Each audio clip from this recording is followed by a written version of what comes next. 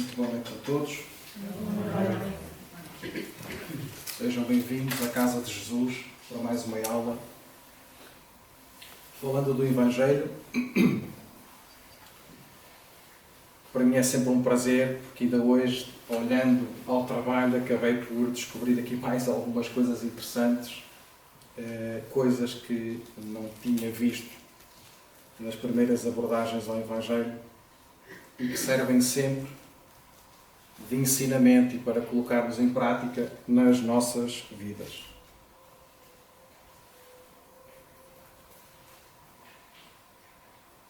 Aí está. Vamos nos aproximar de uma fase, de uma altura festiva, onde os nossos corações vão estar mais disponíveis ou mais abertos para praticar aquilo que nós vamos falar hoje, que é a caridade e de que forma a caridade deve ser feita. O título é logo muito sugestivo. O capítulo começa por nos dizer: não saiba a vossa mão esquerda o que dê a vossa mão direita. E se nós pensarmos bem, uma vez que as duas estão agregadas ao nosso corpo, é difícil nós darmos alguma coisa sem que esta se aperceba. E esse é o objetivo de hoje e do capítulo do Evangelho nos ensinar.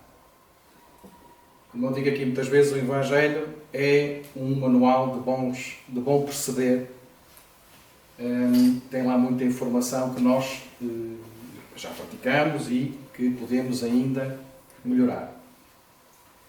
Neste capítulo falamos de todos estes pontos: fazer o bem sem ostentação, os infortúnios ocultos, o óbolo da viúva, convidar os pobres e os estropiados, dar sem esperar retribuição e, como sempre, as instruções dos nossos amigos do outro lado da vida, falando da caridade material e caridade moral, portanto, fazendo já aqui uma separação de dois tipos de caridade: a beneficência, a piedade, os órfãos, benefícios pagos com gratidão e beneficência exclusiva.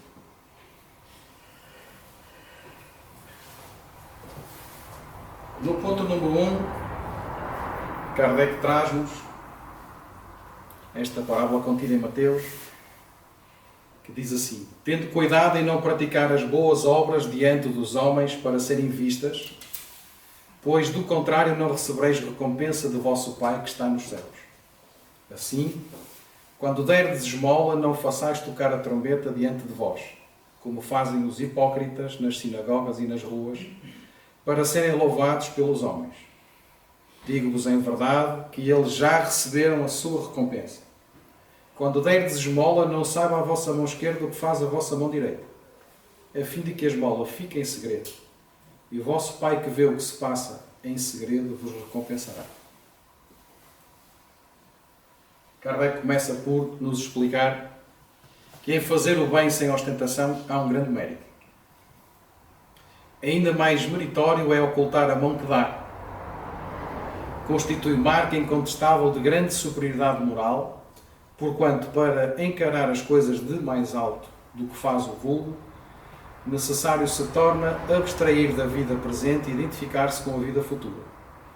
Numa palavra, colocar-se acima da humanidade para renunciar à satisfação que advém do testemunho dos homens e esperar a aprovação de Deus. Quantos há que saudam na esperança de que o que recebe irá bradar por toda a parte o benefício recebido? Quantos o que de público dão grandes somas e que, entretanto, às ocultas não dariam uma só moeda? Foi por isso que Jesus declarou: os que fazem o bem ostentosamente já receberam sua recompensa. Então vamos começar aqui a esmiuçar um pouco mais isto para perceber. Não saber a mão esquerda o que dá a mão direita é uma imagem que caracteriza admiravelmente a beneficência modesta.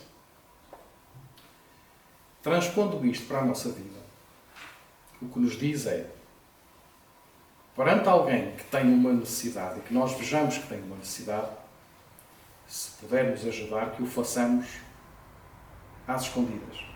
Quando eu digo às escondidas, é na escuridão. Vocês vão já lá chegar. Se eu der algo que outros estejam a ver, a pessoa que recebe pode ficar melindrada. Se eu der algo, querendo mostrar aos meus amigos que eu estou a beneficiar alguém com algo, seja dinheiro, o que for, o benefício, a carga que nós colocamos nesse dar, não vale nada. E é aqui que o Evangelho começa a ser um pouco duro connosco. Existe uma dificuldade extrema, eu pelo menos tenho, em abordar alguém que tem necessidade. Eu depois no final vou contar duas histórias reais, porque nessas duas histórias não vou dizer quem foram os intervenientes, porque também não interessa, mas o ensinamento que aquilo nos traz, isso vai servir como resumo para aquilo que nós vamos falar. Mas se há a modéstia real, também há a falsa modéstia, que era isso que eu dizia. O simulacro da modéstia. Há pessoas que ocultam a mão que dá, tendo porém o cuidado de deixar aparecer um pedacinho, olhando em volta para verificar se alguém não o terá visto ocultá-lo. Indigna paródia das máximas do Cristo. Isto é Kardec que nos traz. Também esses já receberam na terra a sua recompensa. Foram vistos, estão satisfeitos por terem sido vistos. E é tudo o que terão. A beneficência praticada sem ostentação tem duplo mérito. Além de ser caridade material, é caridade moral. E começamos aqui a ver a separação das duas. Visto que resguarda a suscetibilidade do beneficiado, faz-lhe aceitar o benefício sem que o seu amor próprio se ressinta e salvaguardando-lhe a dignidade de homem. Porquanto aceitar um serviço é uma coisa bem diferente de receber uma esmola.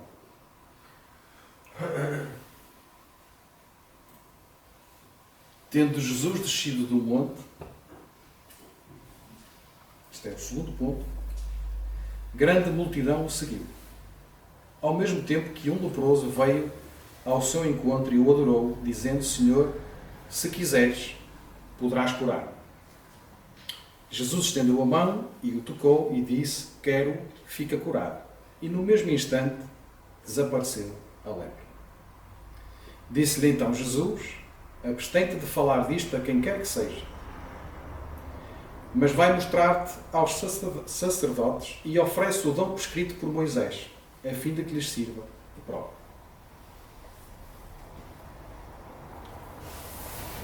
Eu quando li esta parte,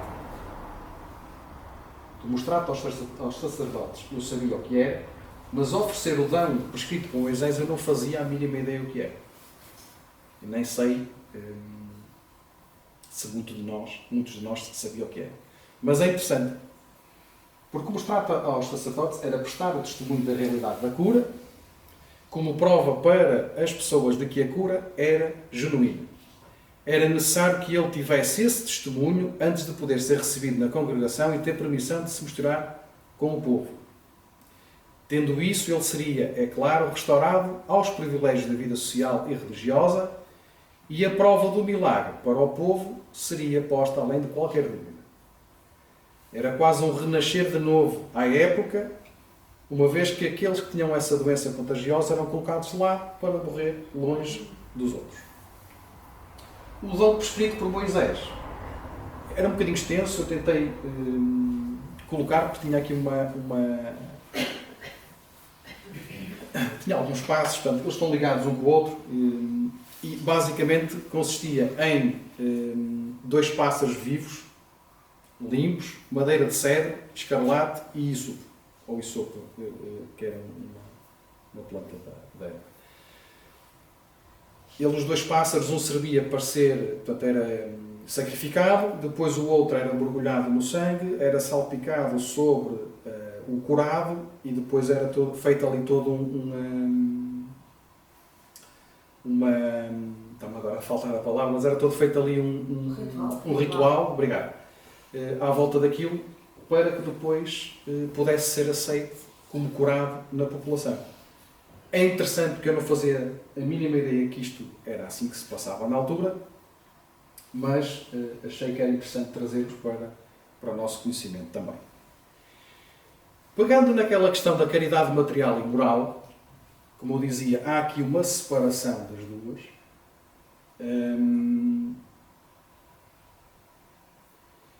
Porque a material nós sabemos mais ou menos o que é que isso representa. E a moral é um pouco diferente. Se calhar nós fazemos no nosso inconsciente, mas tem uma abordagem muito maior. Isto foi um pouco desformatado por causa do fecheiro, mas a caridade material está presente no amparo material, através do pão que alimenta, da água que mata a sede, do abrigo que acolhe, do agasalho que ameniza o frio, ou do recurso financeiro que suaviza a penúria. É um pouco daquilo que nós, quando chegamos à altura do Natal, pedimos às pessoas, dentro das possibilidades, para depois fazermos cestas básicas e ajudar os mais necessitados. A caridade moral, nós fazemos algumas das coisas já, como eu dizia, conscientemente, porque são coisas tão simples que nós nem nos apercebemos. Passa pelas nossas ondas mentais. Quando nós vemos alguém que está num sacrifício, alguém que está na rua, agora com este tempo, com o frio, com a chuva, nós podemos passar e mentalmente pedir ajuda para aquele irmão que está ali a sofrer. Talvez nós já por lá passamos, ou talvez ainda iremos passar.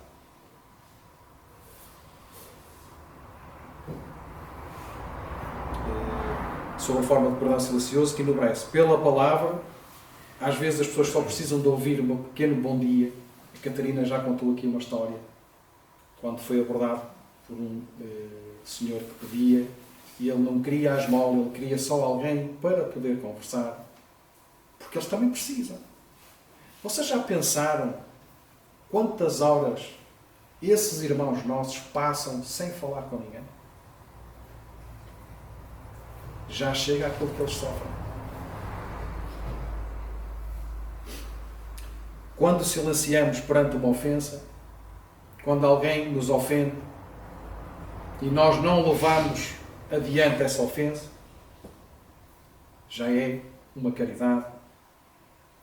Um afago que o pai faz para com o filho ou para com um outro familiar, esse afago é uma caridade. Nós fazemos passes sem saber, passando só a mão aos nossos filhos, pondo a mão no cachaço, então como é que correu o teu dia? E estamos dando um passe. Isso é caridade. Um simples aperto de mão pode fazer toda a diferença àquele que se calhar na altura pensava em suicidar-se. E às vezes um pequeno clique transforma-o e ele vê a vida de outra forma. E a ferramenta da mediunidade. Ajudando aqueles que se comunicam aqui é uma caridade. Doando os nossos corpos para que eles possam se comunicar. Seja em sonho, seja aqui. Isso também é caridade. E a caridade, aqui, como José António diz noutras situações, é uma chaveta muito grande e cabe muitas outras coisas. Mas estas são as essenciais. Então, como Jesus nos dizia, benevolência para com todos, indulgência para as imperfeições alheias e perdão das ofensas. Também contido no Livro dos Espíritos, e precisamente isto que vamos ver agora na pergunta 886. Qual é o verdadeiro sentido da palavra caridade? Como entendia Jesus? Benevolência para com todos, indulgência para as imperfeições dos outros e perdão das ofensas. A caridade, segundo Jesus, não se restringe à esmola. Abrange todas as relações em que nos achamos com os nossos semelhantes, sejam eles nossos inferiores, nossos iguais ou nossos superiores. Porque aqui não interessa absolutamente nada se é pedreiro, se tem escolaridade ou não, se tem um curso superior, se é doutor, engenheiro, enfermeiro, cientista, não interessa. Não interessa. São prefixos que são colocados antes do nome. Ninguém sabe, ou muito pouca gente sabe que eu tenho um. Só me serve para uma coisa tão simples, que é tornar o seguro do carro mais barato. Não serve para mais nada. Porque isso não faz de mim nem melhor, nem pior que o outro.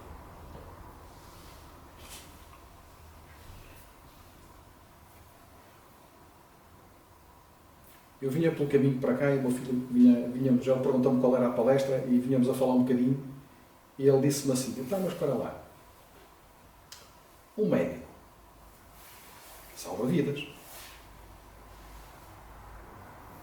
Ele pode fazê-lo porque realmente gosta da profissão. E se for aquele que só quer dinheiro, que quer ganhar dinheiro com isso? Duas formas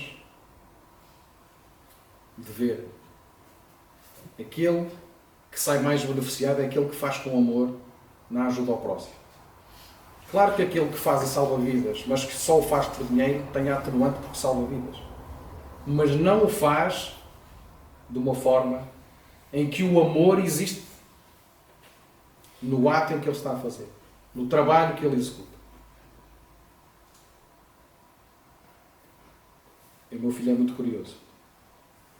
E faz-me imensas perguntas, eu aprendo imenso com ele. E nós devíamos ouvir mais os nossos filhos. O facto de nós termos 30, 40, 50, 60 anos, 70 anos, não faz de nós mais inteligentes que os outros. E nós sabemos, e a doutrina nos diz, e por isso é que ela é consoladora, que aqueles que retornam trazem-nos muitos ensinamentos. Aprendemos muito com eles. Provavelmente já cá estiveram muito antes de nós. E muitas outras vezes. E às vezes o silêncio é preciso para poder escutar o outro. Falava eu na palestra anterior, silenciar é necessário e aprender a ouvir o outro.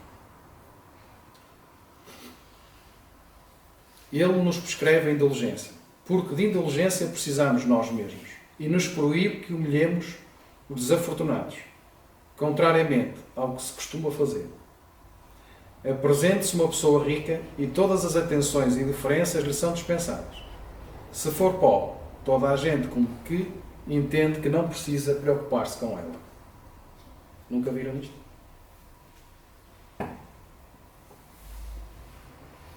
Se eu for com a minha indumentária de trabalho a um sítio qualquer, vou dar um exemplo. Se eu for à BMW, eu tenho que ir ter com alguém para me atender. Mas se eu for mulher mais bem vestido, já vem ter comigo.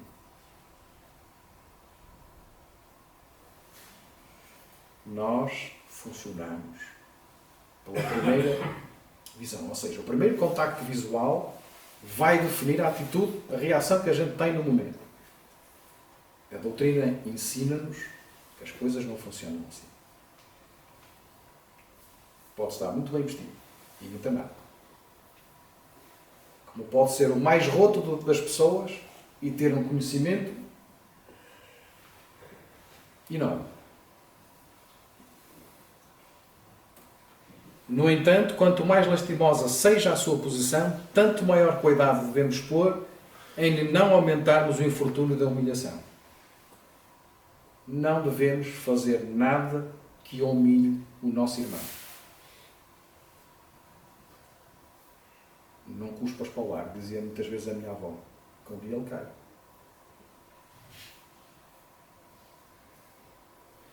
O homem verdadeiramente bom procura elevar aos seus próprios olhos aquele que lhe é inferior, diminuindo a distância que os separa.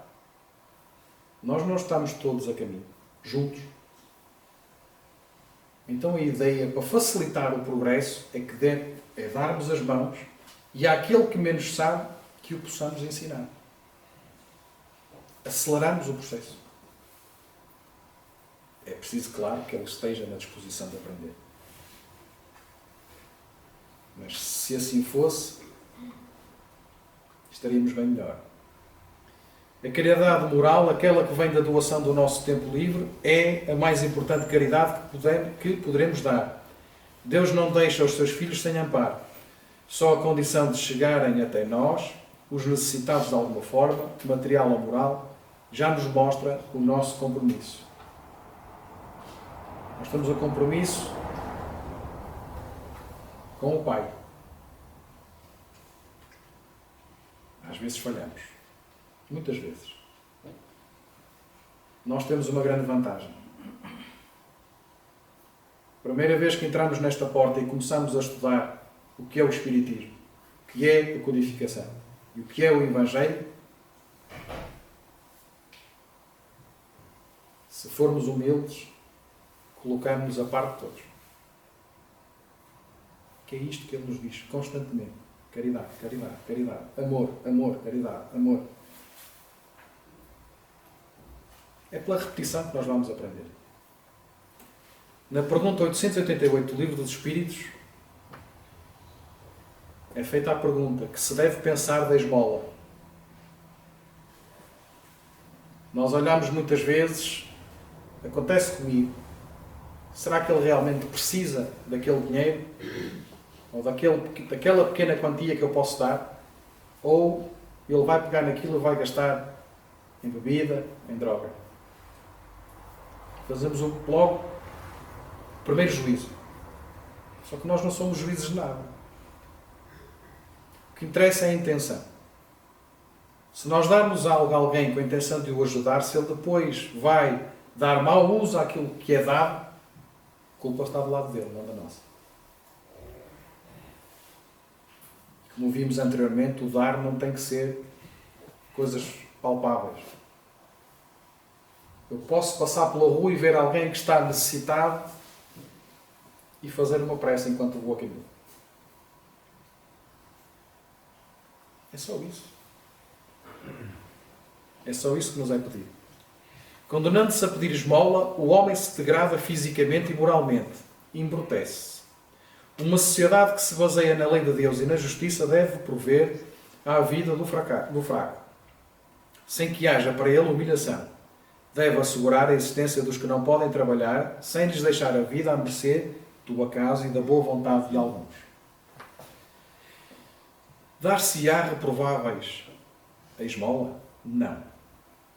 O que merece reprovação não é a esmola, mas a maneira por que habitualmente é dada. O homem de bem que compreende a caridade, de acordo com Jesus, vai ao encontro do desgraçado, sem esperar que este lhe estenda a mão. A verdadeira caridade é sempre bondosa e benévola. Está tanto no ato como na maneira por que é praticada. Lembrai-vos também de que, aos olhos de Deus, a ostentação tira o mérito ao benefício. Disse Jesus: ignore a vossa mão esquerda o que a direita der. Por essa forma ele vos ensinou a não tisnardes a caridade com orgulho.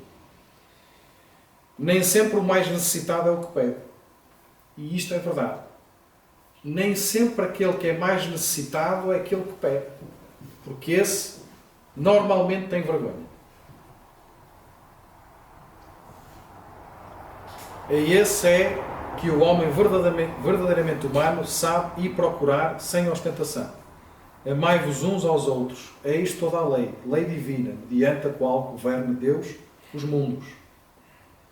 Não esqueçais nunca que o Espírito, qualquer que seja o grau de seu adiantamento, sua situação como reencarnado ou na erradicidade, está sempre colocado entre um superior que o guia e aperfeiçoa, e um inferior com o qual tem que cumprir esses mesmos deveres. Estamos todos conectados uns aos outros. Todos nós temos responsabilidade. Sede, pois, caridosos, praticando não só a caridade que vos faz dar friamente o óbolo que tirais do bolso, ao que vos ousa pedir, mas a que vos leva ao encontro das misérias ocultas. Sede indulgentes com os defeitos dos vossos semelhantes. E isto tudo, quem nos diz é São Vicente de Paulo. Pegando um pouco nisto, e falando já da primeira história, porque acho que encaixa aqui perfeitamente,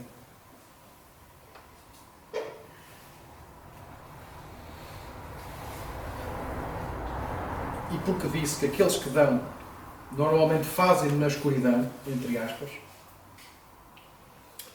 alguém, não interessa quem, nos tempos livres que tem, vai com uma associação entregar comida aos desfavorecidos no centro do Porto. E uma vez, enquanto ele distribuía a comida, chegou-se um senhor, com vergonha, a perguntar se tinha que pagar por aquilo ou se era dado. E ele disse, não, é dado.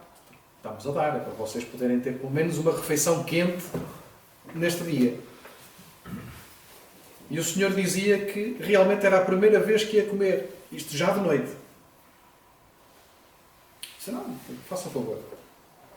Era massa com carne, feijão e batata. Coisa mais reforçada e que facilmente se faz, não tem assim tão grande custo. E o senhor foi muito contente, ele pegou naquilo, levava um pãozinho, tinha os talheres, guardanapo, de comida, virou costas, mas regressou e perguntou se havia possibilidade de levar mais. Como havia mais, deu-se-lhe outra embalagem. E o senhor disse-nos uma coisa tão simples que dá que pensar e choca. Ele não quis o pão.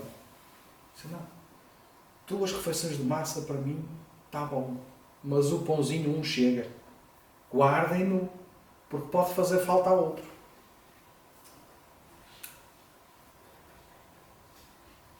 Agora pensem, quem é que seria capaz de ter esse discernimento de dizer, não quero os 2 pães, um chega. Alguém pode precisar do outro.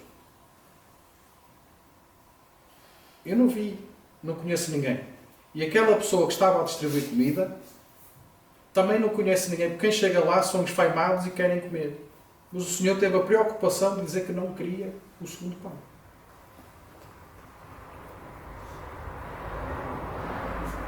Um ensinamento para aqueles que davam.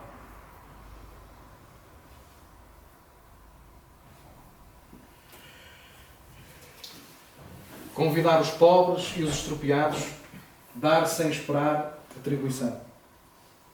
No ponto 7 do Evangelho, diz-nos que disse também àquele que o convidar, quando derdes um jantar ou uma ceia, não convideis nem vossos amigos, nem os vossos irmãos, nem os vossos parentes, nem os vossos vizinhos que forem ricos, para que em seguida não vos convidem a seu turno e assim retribuam o que de vós receberam. Quando derdes um festim, convidai para ele os pobres, os estropiados, os coxos e os cegos. E sereis ditosos por não terem eles meios de vos retribuir, pois isso será retribuído na ressurreição dos justos. Um dos que se achava à mesa, ouvindo estas palavras, disse, feliz do que comer o pão no reino de Deus. Então Kardec começa por nos explicar esta parábola. Quando derdes um festim, disse Jesus, não convideis para ele os vossos amigos, mas os pobres e os estropiados. Estas palavras, absurdas se tomadas ao pé da letra, são sublimes, se lhes buscarmos o espírito, o sumo, o conteúdo. Não é possível que Jesus haja pretendido que, em vez dos seus amigos, alguém reúna à sua mesa os mendigos da rua. Sua linguagem era quase sempre figurada.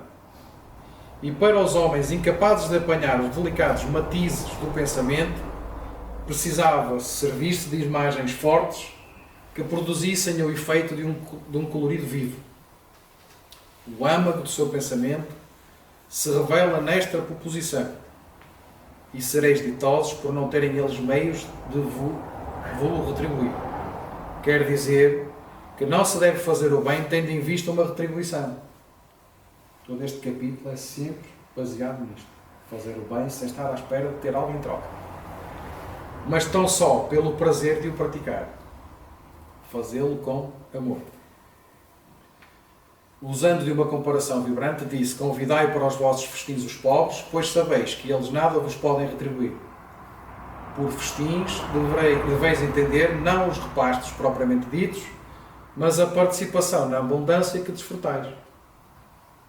Aqueles que têm mais possibilidades são aqueles que podem ajudar mais aqueles que necessitam. Entendam isto como não sendo bens materiais, entendam como caridade moral, caridade material. Pode ser feito de muita forma. Quem são os pobres e estropiados referidos na parábola? São os nossos irmãos, os irmãos mais necessitados, que não têm condições de retribuir o nosso convite, a nossa doação, a nossa visita, enfim, as nossas atenções. E sereis ditosos por não terem eles meios por retribuir. Como deve ser a atitude do cristão quando auxilia o irmão necessitado? Fraterna, discreta, movido pelo sentimento da verdadeira caridade, que nos manda fazer o bem tão somente pelo prazer de o praticar, sem esperar nada em troca. Praticam a máxima de Jesus, se o fazem por benevolência, sem ostentação, e sabem dissimular o benefício por meio de uma sincera cordialidade. Como exercitar esta lição em nossa vivência diária? Nós vamos à escola, aprendemos com o professor a escrever, fazer contas, línguas, ciências, enfim. E depois vamos colocar em prática, que é isso que nós fazemos na escola. Aqui é igual, pegar no Evangelho, aprender, depois colocar em prática. Convidando para a nossa mesa os irmãos, amigos, parentes, menos felizes e atendendo-os fraternalmente nas suas necessidades, ao invés de buscarmos apenas o convívio daqueles que nos podem beneficiar com a retribuição dos nossos favores, interesses pessoais. Eu diria que a alta sociedade encaixa aqui nos interesses pessoais, não querendo falar mal, obviamente, mas são os mais abastados que procuram sempre este tipo de situações.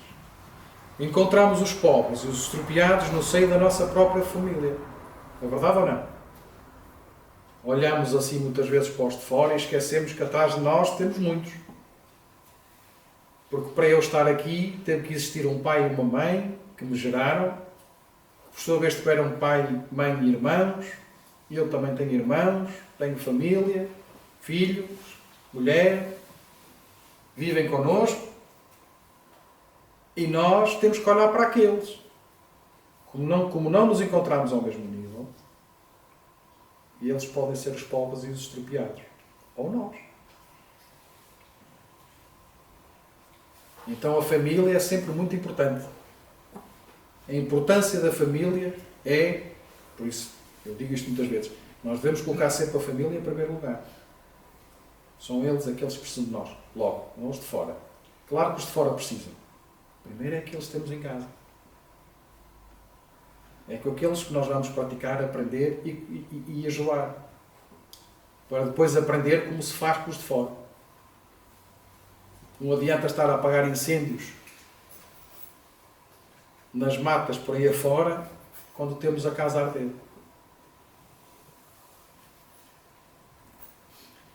É indispensável que nos lembremos que todos os ensinamentos dizem respeito a nós.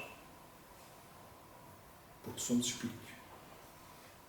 Jesus ensina-nos isso de reencarnação em reencarnação. Nós vimos cá tantas vezes. Trazemos no bojo sempre o conhecimento da vida anterior. E vamos nos aperfeiçoando quando assim queremos. A quantidade daquilo que nós aperfeiçoamos depende sempre de nós. Temos uma vantagem neste momento porque temos a doutrina nas mãos. E o Evangelho é o mais importante. Há muita coisa que nós podemos ler, mas o Evangelho é o manual.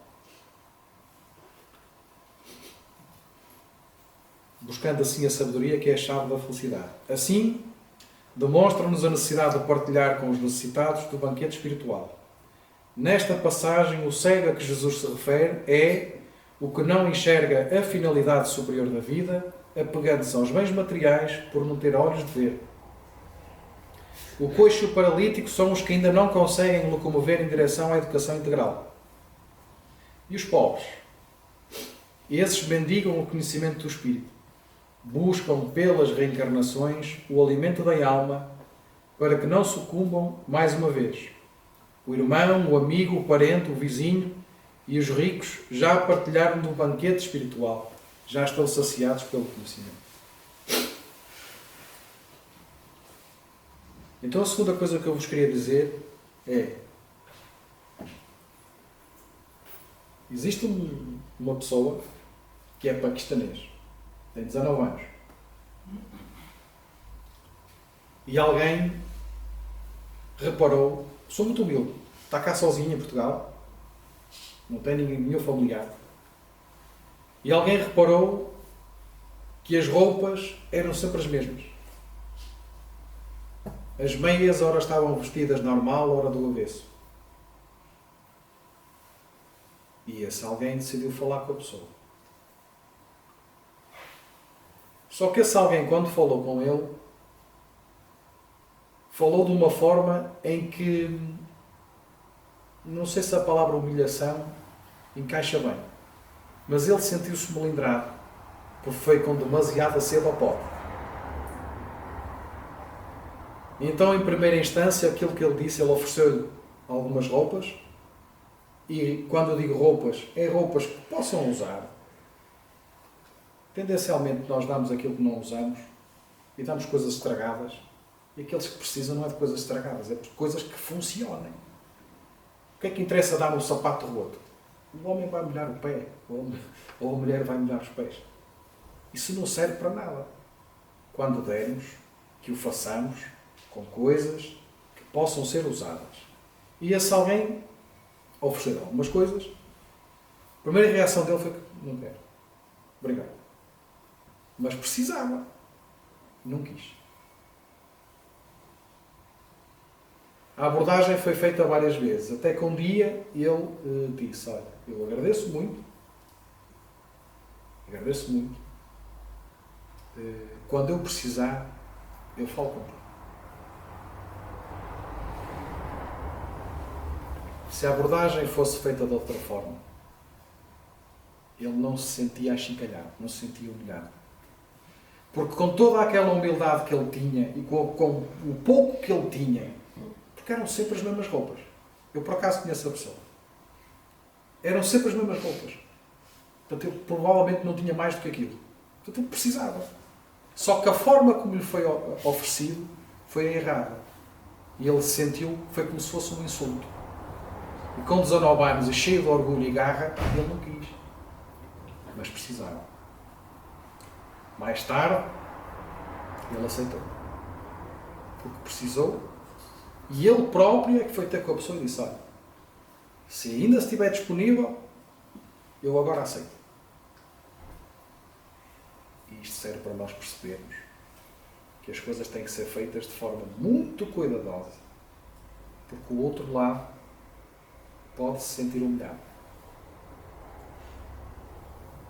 Nós temos uma vida mais ou menos confortável, penso que todos a tenham, com mais ou menos dificuldade, que é normal, mas nós não sabemos aquilo que os outros passam.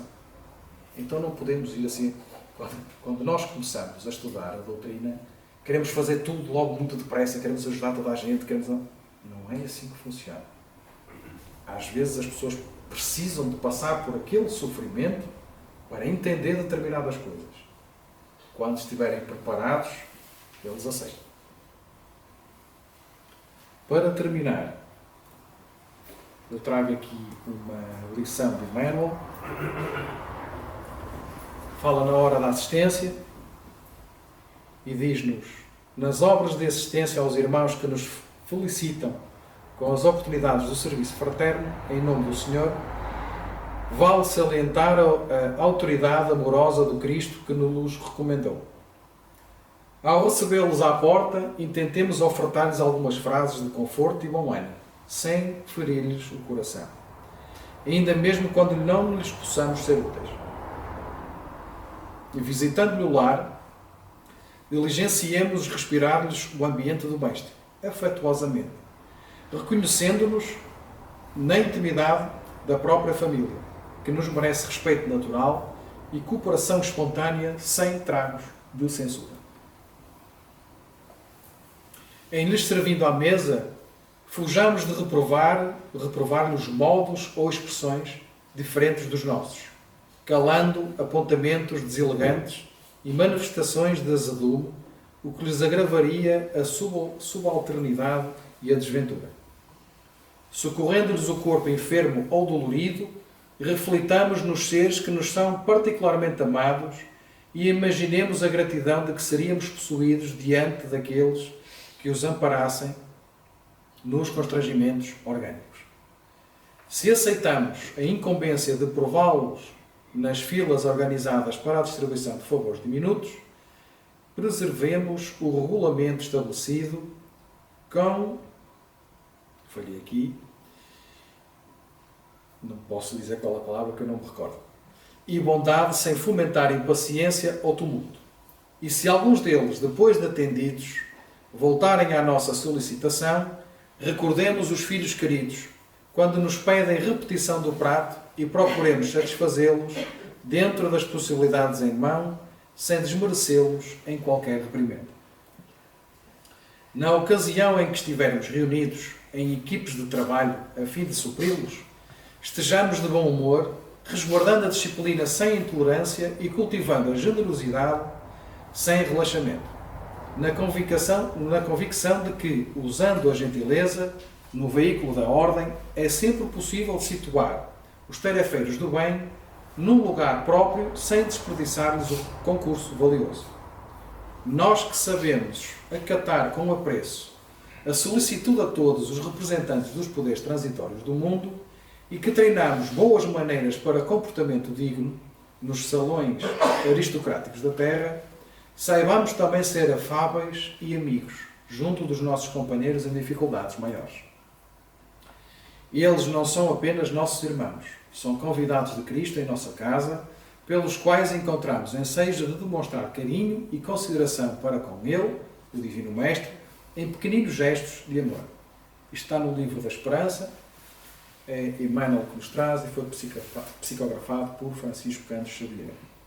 Terminando com isto, repescando de há 2 anos atrás, só para que possamos meditar um pouco na imagem e perceber o que é que isto simboliza em termos de caridade.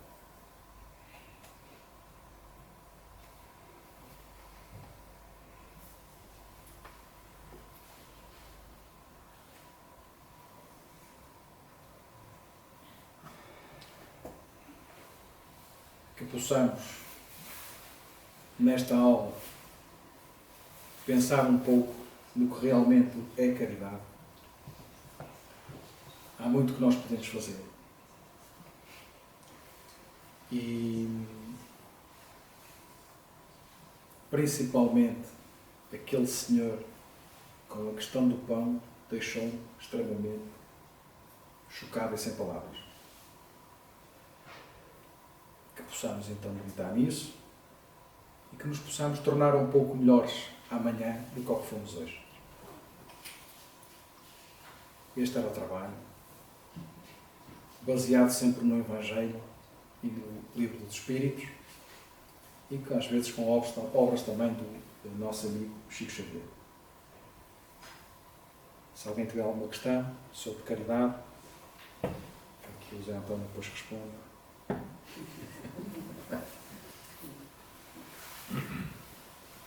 Então vamos orar.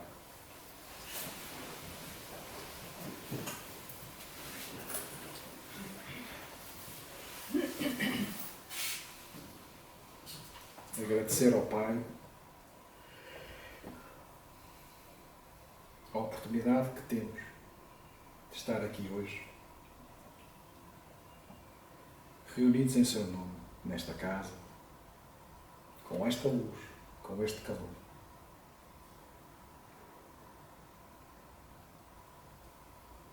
Porque somos uns sortudos, Senhor.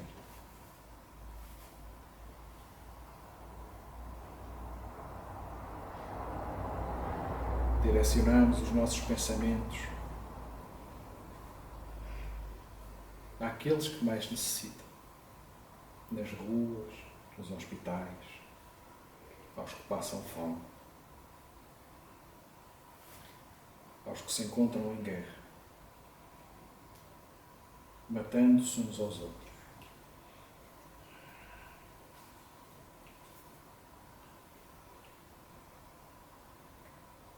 Agradecemos-te, Mestre, por estas palavras que nos trazes de conforto,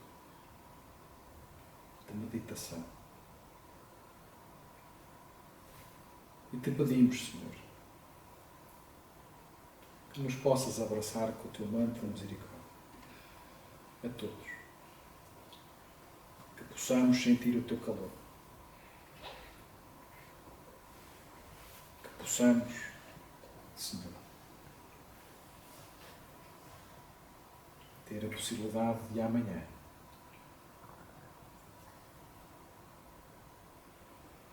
ajudar alguém. Obrigado, Mestre amado. Acompanha-nos até aos nossos lares. Que assim seja.